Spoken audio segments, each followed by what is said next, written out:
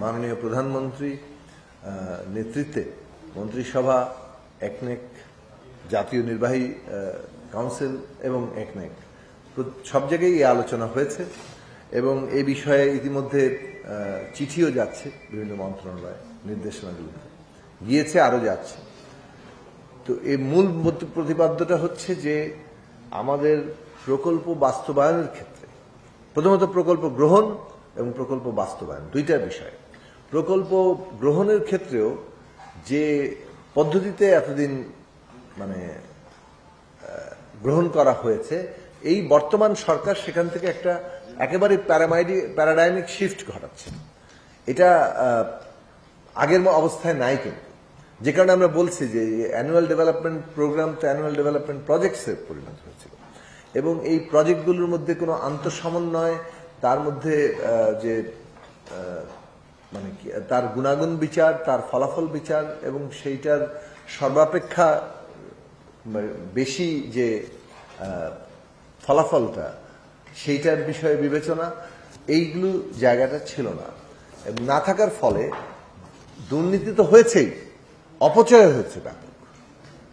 দুর্নীতির সাথে সাথে অপচয়ের দিকটা, ধরুন আপনি একটা জায়গায় বাড়তি ব্যয় ধরেছেন, সেটা একটা সরাসরি দুর্নীতি, চুরি হচ্ছে।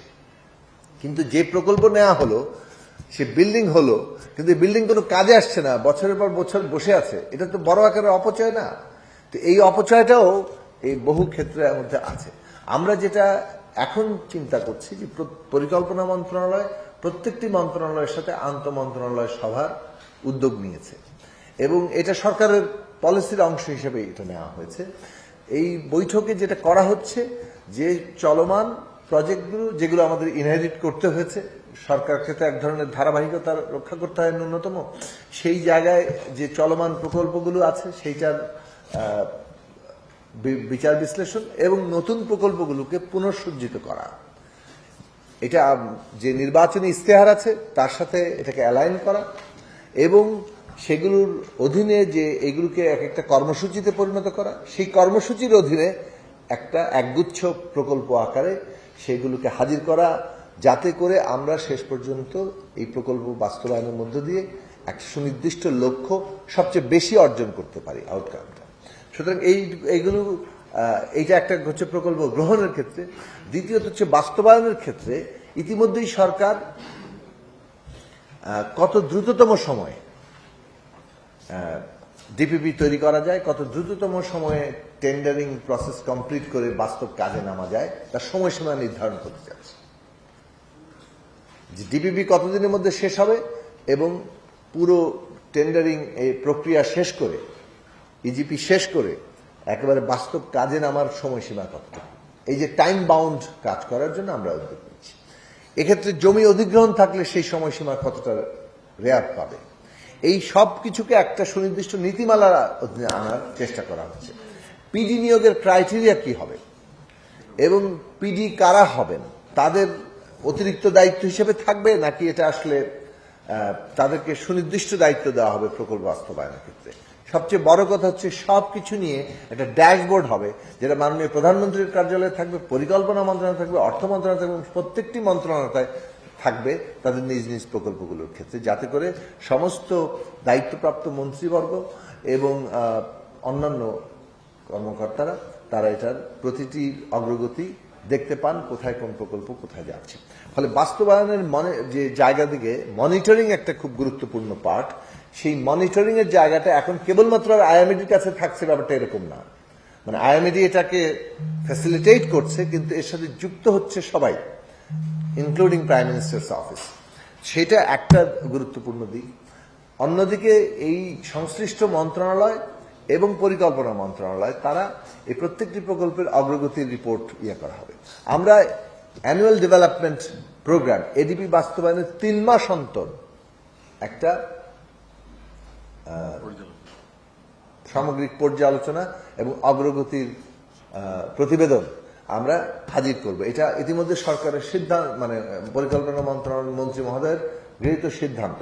সুতরাং সেই দিক থেকে বাস্তবায়নের ক্ষেত্রেও অনেকগুলো পদক্ষেপ নেওয়া হয়েছে, যে পদক্ষেপগুলো নেওয়ার মধ্যে দিয়ে আমরা আশা করি যে পরিকল্পনা এই আগামী দিনে এডিপি বাস্তবায়নের হারের পরিবর্তন ঘটবে এবং আমরা আমাদের লক্ষ্যমাত্রার সর্বোচ্চটা অর্জন করার জন্য আমরা চেষ্টা করব এবং আমরা সফল হব। বিশ্বকাপ দেখুন বায়োস্কোপ প্লাসে, সব নেটওয়ার্কে, সব ডিভাইসে। পানি প্রবাহের বিষয়টা নিয়ে আলোচনা হয়েছিল এবং পানি প্রবাহের জায়গাটাকে নিয়ে আজকে উপস্থাপন করেছেন সংশ্লিষ্ট প্রকৌশলীরা। হ্যাঁ, তিস্তা নদীর সাথে এটাকে আবার রিলেট করতে গেলে প্রায় 70 কিলোমিটার নতুন করে করতে হবে। সেটা পরবর্তী ফেজের যে আরো প্রকল্পগুলো আছে সেইগুলোতে এটা নেওয়া হবে। ইতিমধ্যে যেসব প্রকল্প, এটা যেহেতু পুরনো আগের প্রস্তাবিত প্রকল্প, এর সাথে সমন্বিত প্রকল্পগুলো কি হতে পারে সেটা নিয়ে আলোচনা খুব শিগগিরই হবে। এটার মূলত এখন পানির প্রবাহ হবে যমুনেশ্বরী থেকে বাঙালি নদী ইতিমধ্যে খনন করা হয়েছে। আচ্ছা, আরেকটা তথ্য একটু আপনাকে দিয়ে রাখি, সেটা হচ্ছে যে কথাটা একটু আগে বললাম, এর আগে একনেক মিটিং থেকে 3টি প্রকল্পের তদন্তের কথা মাননীয় প্রধানমন্ত্রী নির্দেশনা দিয়েছিলেন। আইএমডি সেই তদন্ত রিপোর্ট করেছে এবং ক্যাবিনেট সেক্রেটারির নেতৃত্বে এই কমিটিটা ছিল এবং সেই কমিটি থেকে ইতিমধ্যেই যে বিধি অনুযায়ী ব্যবস্থা নেওয়ার সুপারিশ করা হচ্ছে সেটা চলে গেছে এবং সেই অনুযায়ী কার্যকর ব্যবস্থা নেওয়া। আচ্ছা, প্রথম প্রশ্ন হচ্ছে যে দেখুন, ভূমি অধিগ্রহণ যেখানে প্রয়োজন, মানে প্রধানমন্ত্রী যে নির্দেশনা দিয়েছিলেন প্রথম বৈঠকে, সেটা হচ্ছে যে এই যে সিএস ম্যাপ অনুযায়ী এখানে আসলে জমির মালিকানাকে দেখা এবং তার ভিত্তিতেই অধিগ্রহণের প্রশ্নটিকে পুনর্বিবেচনা করা। অর্থাৎ যেটা আসলে দখল সেটাকে আসলে অধিগ্রহণের প্রসঙ্গ নেয়, আর যেটা আসলে সত্যিকার মালিকানার মধ্যে আছে সিএস ম্যাপ অনুযায়ী সেটাকে অধিগ্রহণ করতে হবে এবং সে অনুযায়ী দিতে হবে। সেই অনুযায়ী পুরোটাই বিন্যস্ত করা হয়েছে, সিএস ম্যাপের আওতা নিয়ে আসা হয়েছে, সেই রিপোর্ট যুক্ত হয়েছে এবং সিএস ম্যাপ অনুযায়ী যেগুলো দখল করা হয়েছে সেগুলো পুনরুদ্ধার করা হবে এবং যেগুলো অধিগ্রহণ করার প্রয়োজন হবে মালিকানা অনুযায়ী সেগুলো অধিগ্রহণ করা হবে। আর মাননীয় প্রধানমন্ত্রীর চীন সফর উপলক্ষে এটা তো বর্তমান সরকার যেটা আগেই বলা হয়েছে 4 মাসের, আগামীকাল হবে হয়তো 4 মাসের পূর্ণ হবে। তো এর মধ্যে আমরা আসলে এই যে কাজগুলো, মানে প্রত্যেকটা প্রকল্প যাচাই বাছাই করা এবং সেগুলোকে ইন্টিগ্রেট করা এবং সে অনুযায়ী আবার একনেকে পাশ করানোর তোলা, সেই কাজটা যে আমরা করা হয়েছে আজকে 5ম বৈঠক পর্যন্ত, এটা আসলে গত বৈঠকে উঠেছিল, কিন্তু কতগুলো সময়ের কারণে সে পুরোটা আলোচনা হতে পারেনি, সে কারণে আজকে আবার নতুন করে এটা তোলা হয়েছে। তো এইগুলো কাজের ধারাবাহিকতা এটা। তবে মাননীয় প্রধানমন্ত্রীর সামনে সফর আছে, কাজেই মানে সেটার সম্পর্ক খোঁজা তো আপনার দায়িত্ব। আমাদের কাজ হচ্ছে যে আমরা যে সমস্ত প্রকল্পগুলো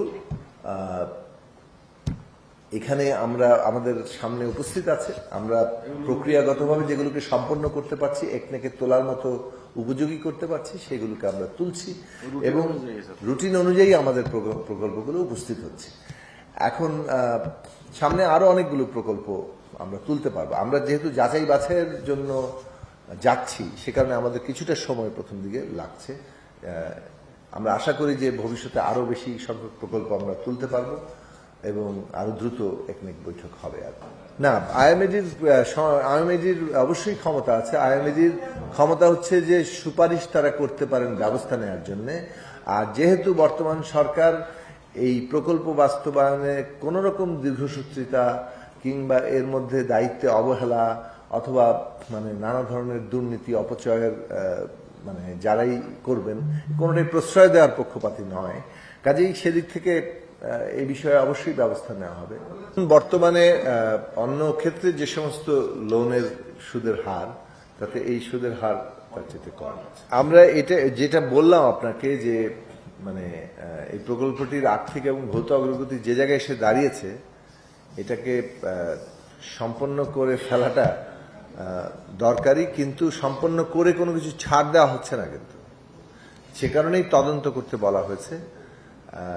যেটা হচ্ছে যে মানে কিছু কাজের যে ধারাবাহিকতা সেটাকে প্রায় অস্বীকার করা কোনো কোনো ক্ষেত্রে অসম্ভব হয়ে পড়ে, সেরকম কিছু কিছু জায়গায় আমরা সেটা দিচ্ছি, কিন্তু প্রত্যেকটা জায়গায় তদন্ত করার জন্য আমরা উদ্যোগ নিচ্ছি যাতে করে এগুলো চিহ্নিত করতে পারি কেবলমাত্র ওই প্রকল্পের বিষয়কেই চিহ্নিত করার জন্য না, ভবিষ্যতে যাতে এরকম আর কিছু না হতে পারে তার জন্য আমরা আসলে এখান থেকে বলা চলে যে প্রয়োজনীয় লেসনগুলো নিচ্ছি।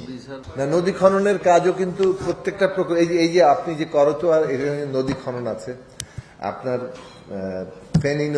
ফেনীর ক্ষেত্রে যে সেখানেও নদী খনন আছে, এখানে কিন্তু নদী খনন যুক্ত আছে প্রকল্পগুলোতে। এবং আপনি পানি সম্পদ মন্ত্রণালয়ের যে কর্মসূচি, যে প্রজেক্টগুলো আসছে, প্রত্যেকটাতেই দেখতে পাবেন যে নদী খনন খুব গুরুত্বপূর্ণ একটা কাজ। সরকার কিন্তু খাল খনন এবং নদী খনন দুটোই একসাথে ঘোষণা করেছে। নদী খননগুলো বড় প্রজেক্টের অধীনে হচ্ছে, খাল খনন একটা সরকারের নিয়মিত কাজ হিসেবে প্রতি মুহূর্তে যাচ্ছে। নদী খনন প্রজেক্টের মধ্যে না আসলে, কারণ এটা একটা বড় কাজের জায়গা, এটা খালের মতো এত ভাগ ভাগ করে ফেলা এটা আসলে সহজ না। নদীর ম্যানেজমেন্টটাও আসলে আরো অনেক জটিল। এটা এই বিষয়ে পরিষ্কার নির্দেশনা প্রত্যেকটা প্রকল্পের ক্ষেত্রে দেওয়া হচ্ছে। সেটা হচ্ছে যে এই হয় নদীর যদি যে বালু উত্তোলিত হবে, সেই খননের ফলে উত্তোলিত বালু সংশ্লিষ্ট এলাকার মধ্যে স্কুল, কলেজ, মাদ্রাসা কিংবা অন্য কোনো প্রতিষ্ঠানে যদি সেখানে কোনো অঞ্চল কোনো ভরাট করতে হয়, সেই ক্ষেত্রে তারা দরখাস্ত করলে তারা সেটা পাবেন, অথবা এটা টেন্ডার করে সেটা বিক্রি করতে পারবেন। ওইখানে আর রাখার কোনো স্কোপ নাই। ফলে ওইটা খুব গুরুত্বপূর্ণভাবে বিবেচনা করা হচ্ছে প্রত্যেকটি প্রকল্পের ক্ষেত্রে।